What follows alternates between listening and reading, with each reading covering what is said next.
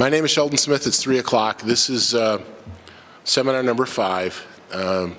Some of our seminar presenters have needed introductions.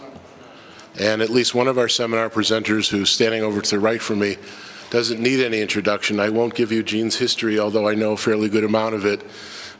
Gene has been a friend of chip collecting for as long as anybody in this room has been collecting chips, and probably twice longer than that. He has graciously but reluctantly but graciously agreed to do a seminar on preserving gaming history, which is his thing, and it's our thing too, because this is an educational organization and we're all chasing things that we like to collect, but along the way we're finding out absolutely fascinating things about the things that we try and collect. And the more we know and the more records there are, the more knowledgeable we are, and the more you want to chase the thing that you don't have. And between Gene and David and a couple of people who put up the website called Preserving Gaming History, it's been invaluable as an eBay seller and as an eBay buyer and as a collector. Chris and I, well, not Chris, she doesn't look at those things. We've looked on that website hundreds of times and tracked down things that we found at a flea market that we wouldn't have been able to identify at all if it hadn't been for what they've done. And Gina's probably standing there going, "What, is he going to do my whole speech for me?" So I'm going to, as opposed to other presenters where I try and manipulate them into what I'd like them to do, I'm just going to turn over to Gene and let him have a run at it. Ladies and gentlemen, Gene Trimble. How close you get to this thing? If I get too close, somebody yell. Number one, I'm terrible at this stuff. I'm just no good as a public speaker. So I'm going to give you about a 5-minute spiel on my life and then tell you what I've got here for you to see, and then we'll take some questions. I got out of the Army in 1960, late 60, and walked into the Kentucky illegals. They were still flying. So I caught the last few months of them. Bobby Kennedy closed them down in, I must say, July 65. But that's where I started collecting chips. I went from being around them to playing poker, which I fancied myself a poker player, with all of these guys that had ran these illegals since 1933. The illegals came into being in 1933 when Prohibition closed down in 1932. Those guys had to have something to do. Gambling, that's where they went. So I played poker around for 10 years, made good money at it. I worked anywhere from 100 to 125 hours a week at that job. Then I wind up with a topless redneck go-go joint. Invested in that. Did good with that. That was a trip. We had two to three fights a night and 3 shootings a year, whether we wanted them or not. It was programmed into it. Then I decided to invest in a dry cleaners. That did good. But I'm playing poker and doing that. I'm still doing this 100 hours a week or better. 1980, I decided I wanted to work 40 hours a week. My wife and I sold everything, packed up, hit Vegas, and I was going to be a poker dealer for the rest of my life. That's all I wanted to do, a 40-hour job, make good money, get by. I did that for a year and a half, and I wind up the card room manager at the Four Queens, and I've been doing 100 hours a week ever since 1982. I retired 2 years, I semi-retired. I still work at the Palms as I do their special event poker tournaments, and we're back there. But in 1962, Mark Miller, the operator of the Merchants Club, which was one of the good-sized illegal there in Newport, Kentucky, he handed me, playing poker with him one night, and he handed me a bag of chips. He said, "Hang on to these, boy, they're going to be good someday." But in it was a Bugsy Siegel 1946 Flamingo chip. Martin spent a lot of time on this strip. He'd come out here all the time, and he had taken these chips home. And that's what started me collecting chips. I collected until 1995 when I picked up the newspaper and there's a chip convention at the Ladin. I thought I was the only person in the world to collect chips. Never dreamed there was another one. I was in heaven. But ever since the early 60s, My quest has been for the history of the chip. If you don't have the history, there's no reason having a chip, in my opinion. I'm sorry. Anyhow, I started researching some of these things. All the older chips, the biggest part of them just had initials on them, and it was kind of hard to get anything on them. But being as I had all these old timers, I had to retire because of Bobby Kennedy in 1961. I was able to track a lot of that stuff down, and I had a lot of history, and I just kept looking. Now, fast forward on to today's, we put up this website, Preserving Gaming History. It has 15,000 records of old chips going back to 1900 on it. We hope in the next few months to get 20,000 more. We've been told they've been made, but will be made available as soon as possible to us. They're in a process of putting in a museum. We're supposed to get to copy them first, and hopefully that'll give everybody a way to find out what their chips are. We've spent a lot of money finding these and a lot of work. After you get them, they're not complete, but at least you got a starting point to run them down. You can get an address, you can get a name. I spent hours on the phone calling the Midwest where we found a chip, but we knew it had to be a casino, trying to find somebody that was a grandson of a father or whatever of, not a father, but a grandson or a son of the operator that actually got this chip, say Joe Brown. Once I called everybody in the United States with the same last name. Fortunately, it was a very odd spelling, and there was only like 90 of them in the United States. They was all from Vancouver. Originally, the family was.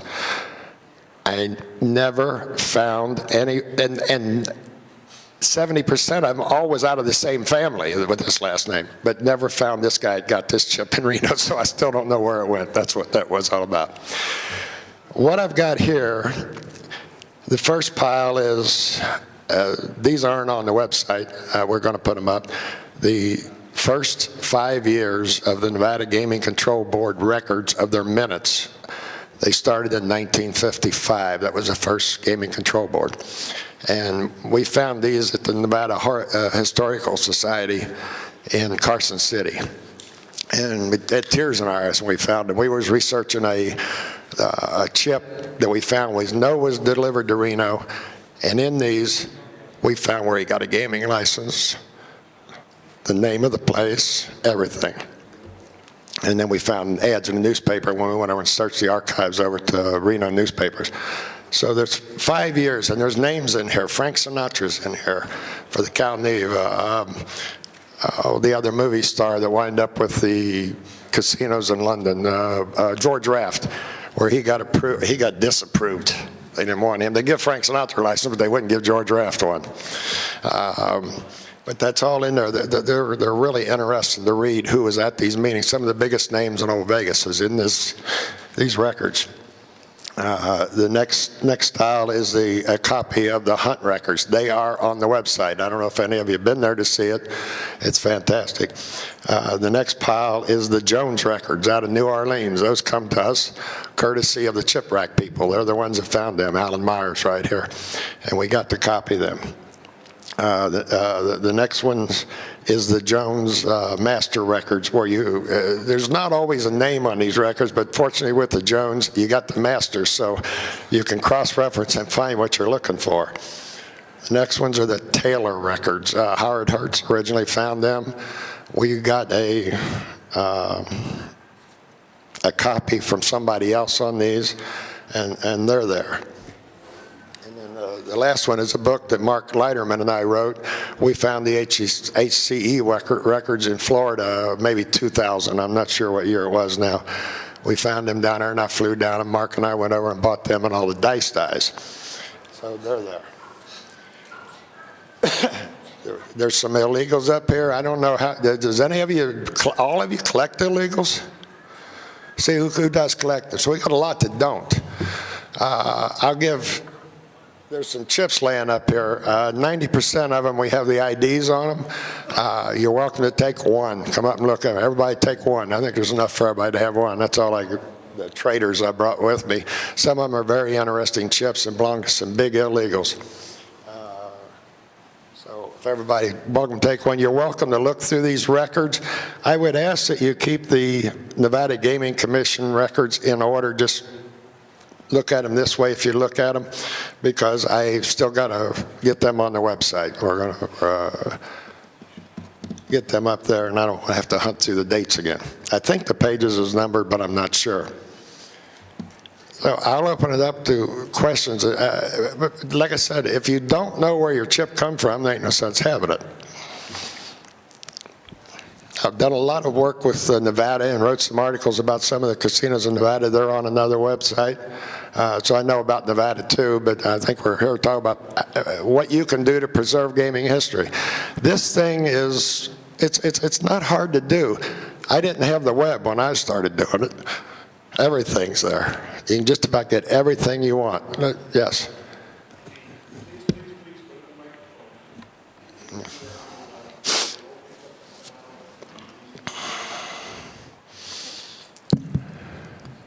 Hi, Gene. Tom Bowling. Tom? Not Tom Bowling, I know, is it?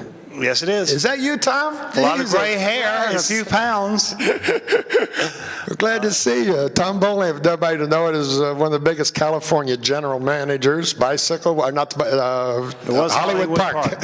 I'm now working at Bay 101. In the Bay 101. Okay, go ahead, Tom. When I moved up to San Jose to work at Bay 101, I was totally unfamiliar with Santa Clara County. I decided I needed something to do, which is not the truth, but I started working on a project of documenting the gaming history for Santa Clara County. But we're talking about California for any of you who are not there. And I started finding old timers. I started with I'd like to tell you my sources and get some recommendations how to proceed. I went through Eastman's book and Armand Pfeiffer's book. I have now gone through and I do apologize, the name slips me, the gentleman who's done the memorial for all the chips in California. Dick Steffler. Right, that has been just a tremendous help. Yeah. I've gone through, and I haven't completed it because I've only been to 2 of the libraries. I found that the libraries, the phone books have been tremendous assets because they have the phone books from the 40s, 30s, and 40s. I've had to learn, a hint to anyone else that does this, is that that card clubs didn't start being listed in most cities until the 50s, 52, 54, but they listed taverns and billiard parlors, and sometimes they put poker down there for those. I'm having trouble because most of the cities do not respond for records requests, or when you call them, they say they don't have anything going back that far. I think it's probably not convenient and they're not motivated. Where else would you go? Because what we find is that so many of these clubs changed owners every 2 or 3 years. They were sold, stayed at the same address. I've been through phone books. I've contacted cities. What's next, Gene? Crisscross directories. Crisscross directories. What is a crisscross directory? You got an address, you get who was there forever. You look up 14 Smith Street. Everything is in a crisscross directory. Now, no, we found UNLV Special Editions Library has great ones for Nevada. We found so much there. And up in but another place to find them is historical societies. Does your county have a historical society? They should have them. Yeah.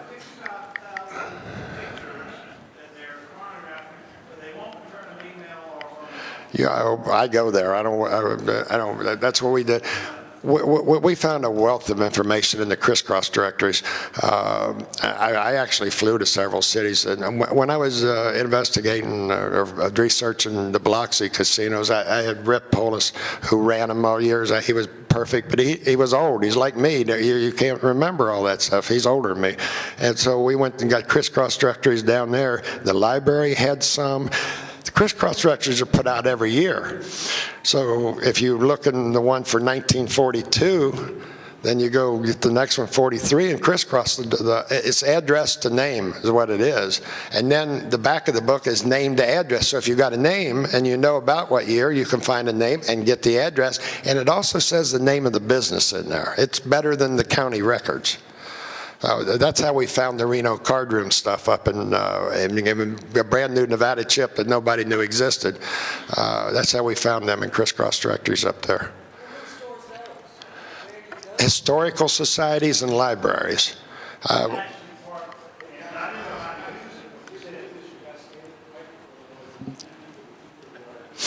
Okay. I apologize. They are actually in the 40s and early 50s. The standard phone books in the larger towns are crisscross directories effectively, because they have one section of the phone book with one color paper that is by address. They have another section by type of business, and another section by name. And it's amazing. Your phone books has that? You find phone books like that? Yes. I haven't seen them. But I have not, I didn't know how, I didn't think about how to use them effectively. That's the way to do it, son. And Santa Clara, what's up there? You've got Is that card Sacramento? clubs. You've got Gilroy. I'm going to start at the south and try to work up.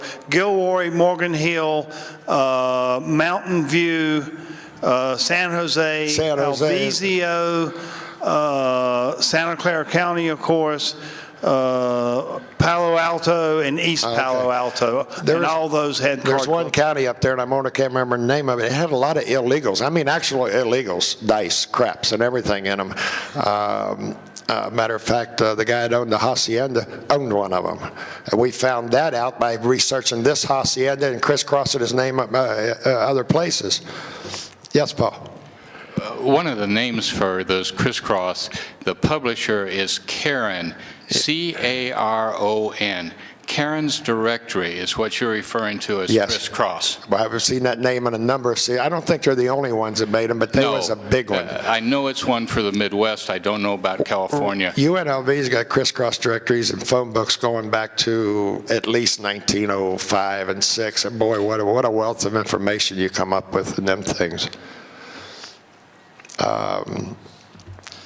So if you don't collect illegals, it's kind of a specialty in our hobby, and there's some, but not a lot of us, but we're all the same. We want to know why, what, when, and where, and it's a lot of fun. And you spend a little time and get a lot of information on stuff, and then it makes you look like you know something. I figure since I'm running the seminars, I get to ask you a question. I'll put you on the spot a little bit, not too much. I've been trying to find records for the Jack Todd Company in Kansas City, Kansas. You can quit looking. I could what? You can quit looking. I can quit looking because? I know where they are. And we can't get them. No. And we probably never will. And we probably never will.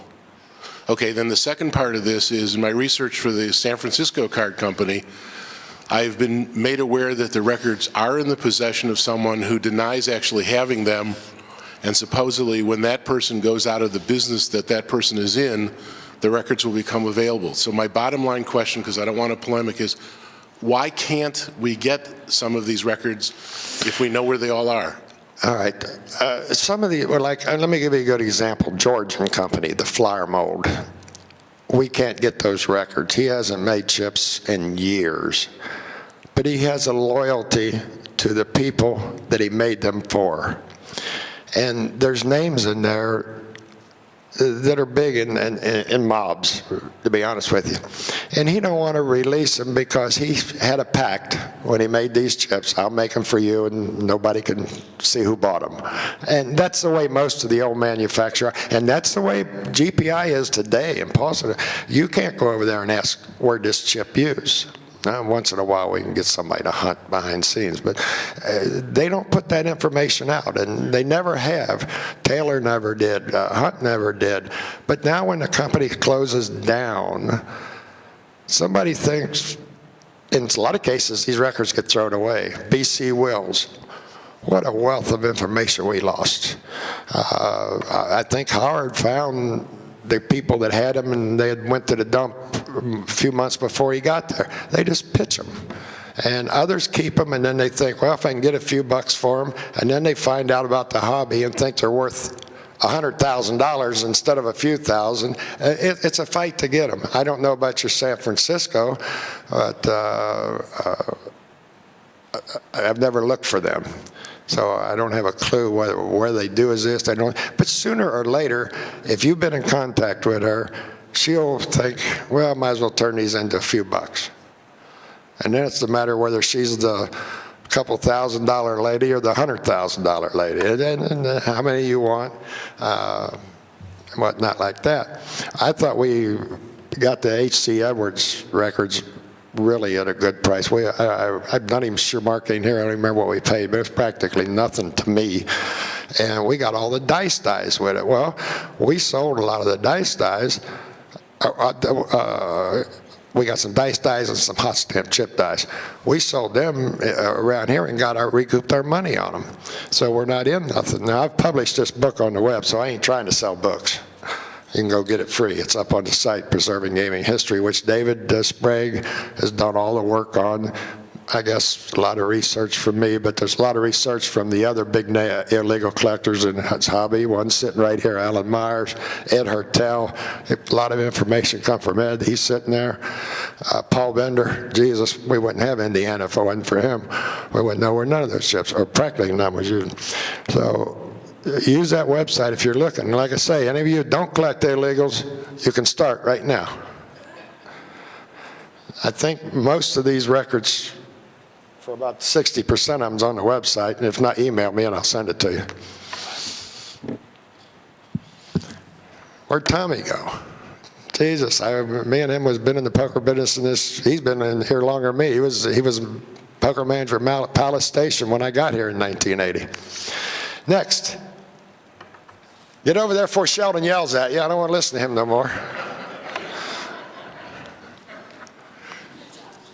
Gina, all of these records that you have there on the table, are they going to be eventually committed to the club's archives? They're going from right now from me into Roy Nelson's hands. Okay, that's... He'll have them in the library. You can check them out. You can copy them. I don't care what you do with them. Eventually, we're going to have a lot more archives. There's probably the last 4 years, every article that was in the Review-Journal and the Las Vegas Sun has been cut out, put in a box. It's stacked from the first day up to the top, which is after Christmas. And then it's put in a box, it's sealed in a garbage bag, and there's a label on the outside. All of the gaming articles that came out in those newspapers. So there's going to be What are you going to do with them? Eventually, we're going to have an archive, I hope, and a museum. Well, we would like to get them on the Preserving Gaming. This Preserving Gaming History that we created is eventually going to the club and the museum and the fund. Yeah. It's a matter of legal work to get it there. It's not going to be ours. It's going to have the CCGGC's name on it. I rather imagine that this will eventually all be put on the net. And, it needs to be.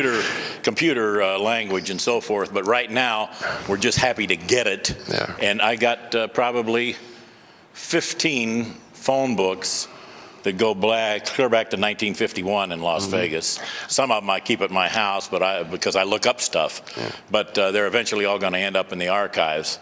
And boy, they're a great reference for businesses and locations and addresses and stuff like that. They're great for getting information. So I just wanted to make everybody here know that all of this stuff is being saved, and it's eventually going to have an archive that we'll be proud to go look up stuff in. So I'll tell you a couple of stories about making calls that I've made all over this was back when we didn't have no cell phones, so you paid for all of them. My phone bills was running $400 and $500 a month when I was doing all that. I called a guy down in Texas. I had the record in front of me. Says he got so many chips, such and such date. It was in the 50s somewhere. And I got the guy. And I said, I'm trying to research these chips you bought. I want to know where they were used, the name of a joint. It was in Texas. He flat denied that he bought them. I said, well, maybe could you be your father? He says, that wasn't my father's name. I did not buy those chips. Now, he's living in the house where they were delivered with the same name. So some of these guys has got the same mentality. They're afraid they're going to get in trouble if they talk to you. You know, they think they're going to get prosecuted for something they did 40 years ago, which they can't be. But that's the mentality take. I called another lady. What's the dance place that had in Terre Haute? Come on, Indiana. Ballroom. Something ballroom. Anyhow, these chips was delivered to this ballroom in Terre Haute, Indiana. I called the library in Terre Haute, Indiana, and she pulls up stories about it, and here's the guy that got the chips. He's been arrested 14 times for gambling in Terre Haute, Indiana. I get on a telephone and call about 10 people with that last name. Bingo, I got his granddaughter. And I said, I'm trying to find out something about these chips. We know these were delivered to the so-and-so ballroom. And she says, my granddaddy was a God-fearing man. He didn't do no gambling. Well, that stops you in your tracks. Where are you going with that one? I mean, I know that everything's here in front of me. His name's in the paper. So it happens. But it's not often. Most of these people are happy to talk to you. I found a common name in Leavenworth, Kansas. And no, that ain't my family, but I think that's the football coach's family from the high school. They'll point you in the right direction to another one with the last name's the same. And I eventually found this guy, and he told me about it. And that was Leavenworth, Kansas, 1937, the chips was delivered. And we put a name to those chips, a casino name, not just the name of the guy that got them. Who else? Who can I make an illegal collector out of?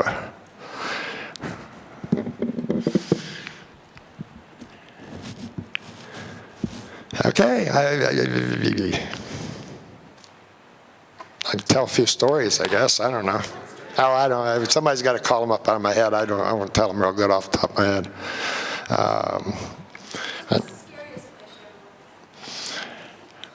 Well, when I got out of the Army and became a poker player, I was in 3 different joints when they kicked the front door down with shotguns. That was scary. Who kicked it down? The people with the shotguns. They wanted our money, we gave it to them. Now, up in Dayton, Ohio one night when we was playing in the back of a laundromat, we played mostly pot limit, no limit, but they kicked the door down, and we had one of our regular players was Big Betty. She weighed about 350 pounds. Not a bad poker player, but we usually cleaned her.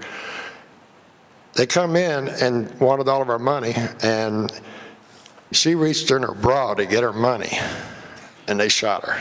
The shotgun went off. Caught her up here. So those were scary nights. Now, she survived. It wasn't no big deal, but you know.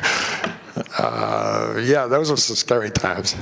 I traveled poker from Atlanta, Georgia, as far north as Erie, Pennsylvania, and as far east as, or far west as St. Louis, and to play in games that we were invited to play in them.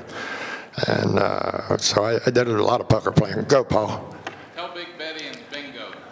No, I ain't gonna talk about Big Betty and bingo. Gene Chimphalis. That was Bingo Betty, anyhow. Bingo. That was 2 different Bettys. Gina, I've heard it before, but I'd love to hear it from you again. The chances that the Stardust back in the Midwest and the Stardust here using the same logo on their chips. I'm not so sure about the Stardust. The Stardust in Newport, there's been several logos transferred out here from Newport, Kentucky, where, did I tell about the Saturday Evening Post story? All right. In 1960, there's a big spread in the Saturday Evening Post, which I have, I didn't bring it, that says, Newport, Kentucky, population 33,000, 154 casinos. What do you think their major industry is? That's in the Saturday Evening Post. So, Yorkshire. No. The Stardust was actually a strip joint. I don't believe they ever had gambling there. I believe those chips was used for buying girls, drinks and stuff like that. That's my opinion. The same with the other one, the Silver Slippers. That's called, today it's, I own, my place is right across the street from it, Brass Ass. That had 4 or 5 different names through the years. Silver Slipper was one. Latin Quarter was definitely gambling. Latin Quarter was Big Jim Harris, you know. But those chips, you see, they're not used, and they're made late, and they were made in the time when that's what that was. And I don't believe there was ever a gambling Stardust or that. Now, back to Jim's original question. The 633 was the Flamingo.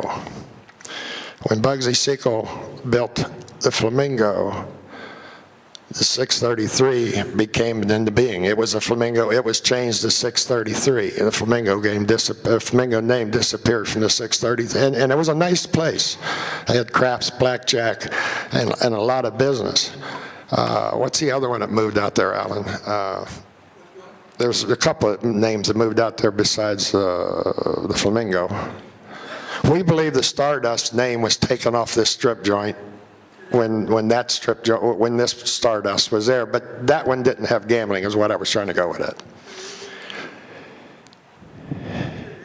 Yeah, Kid Abel. It was poker. Those Yorkshire, Yorkshire opened back up in the late 70s. Sammy Wright had a crap game there in the 80s.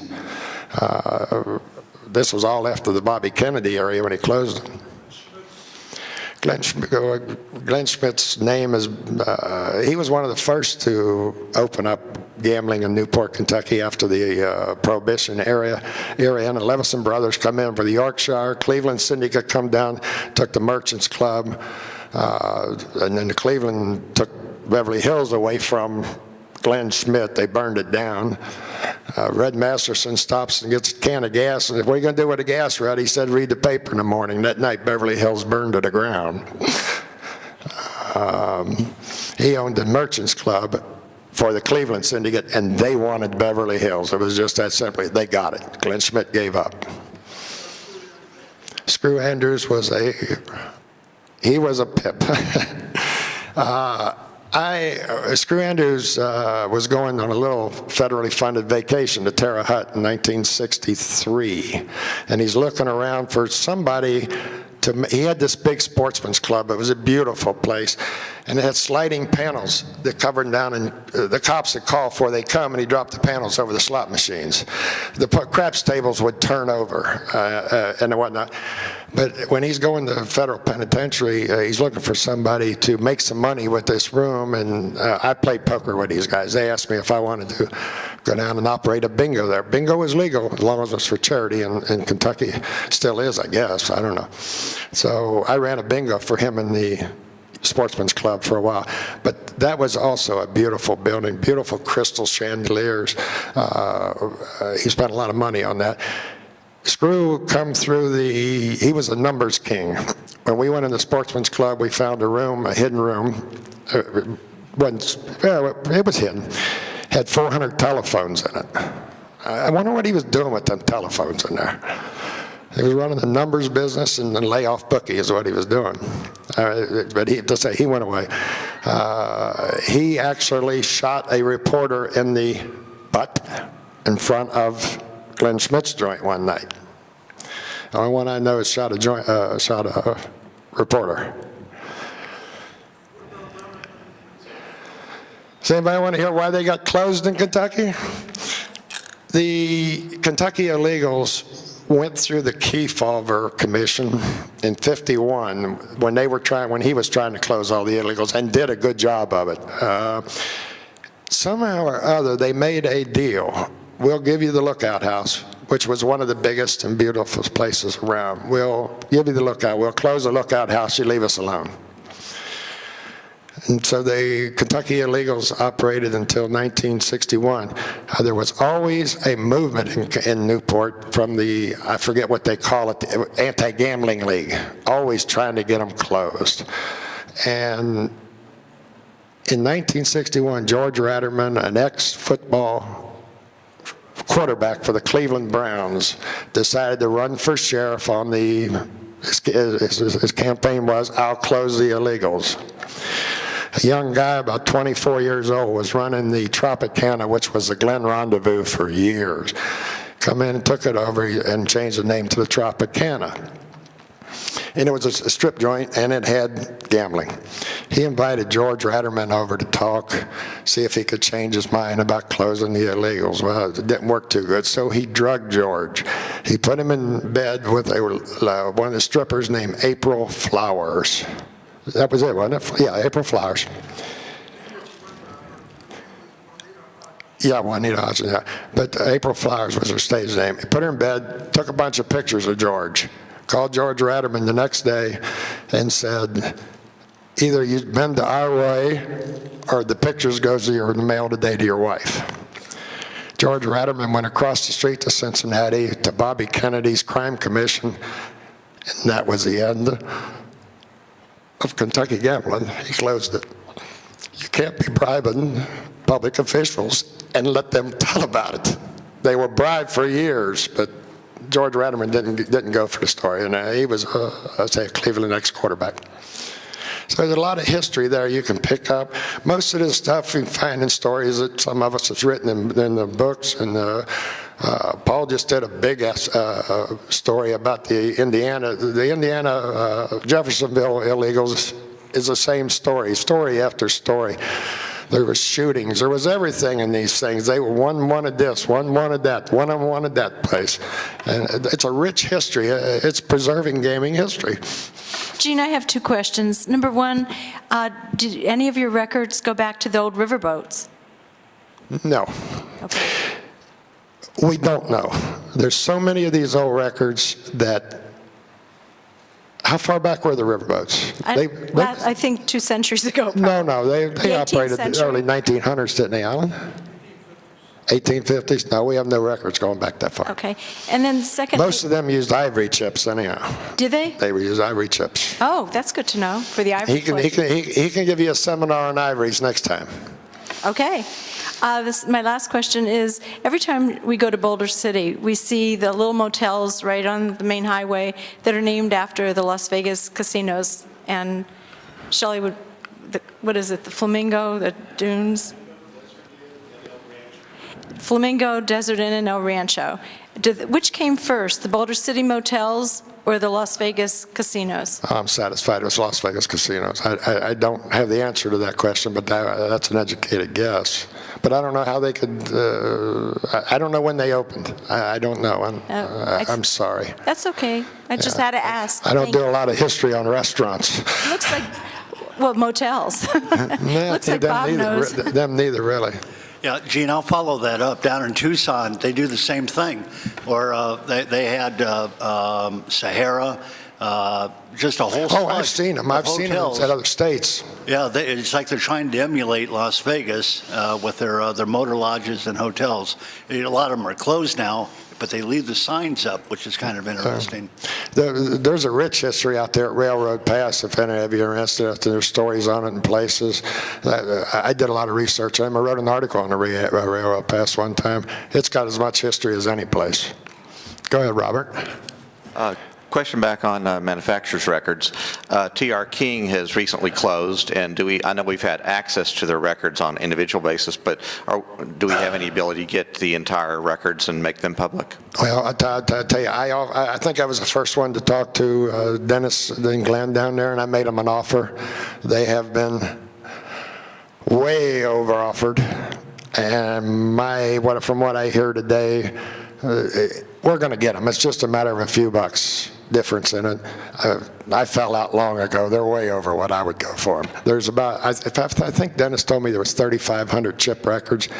The dice records are again there, and I think don't quote me on this, I'm telling you what I remember. I think he's already sold the dice stuff, and it's just a matter of getting a chip record. So we're going to get, and I think they're going to the museum up in Reno, but we should be able to get them too.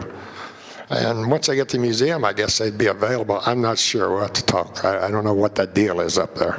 So yes, I think we're going to get them. Somebody else is working on something else, and I can't remember what it is now. But just looking through this stuff is nostalgic. It really is.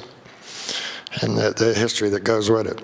I don't want to hold you guys up. You got questions, feel free, especially you guys that don't collect them. Come on up here and get one, and maybe you can get started on them. Oh, wait a minute, I got one more. I got one question. When I was growing up, I'm from Minnesota originally, and in my hometown, there was a pavilion that went out over the lake, and they called it the casino, and I have postcards of it.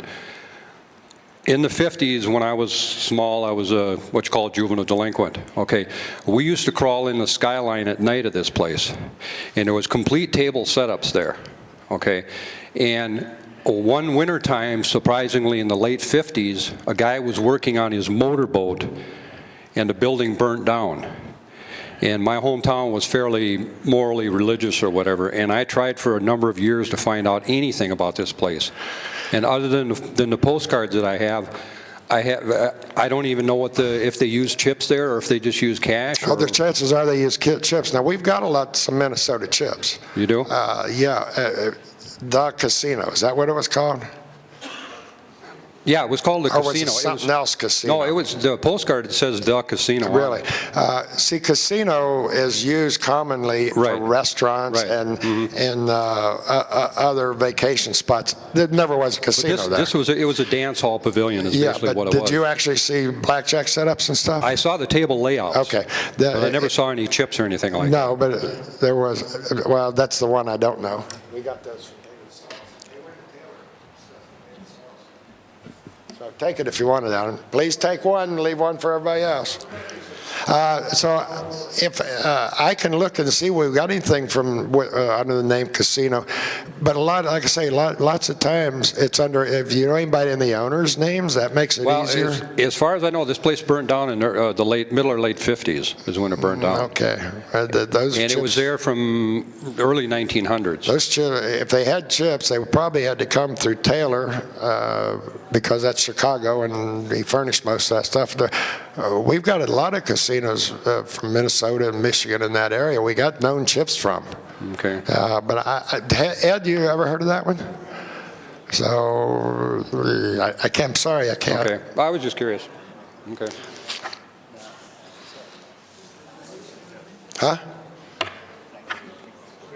Oh, Tom? Jesus.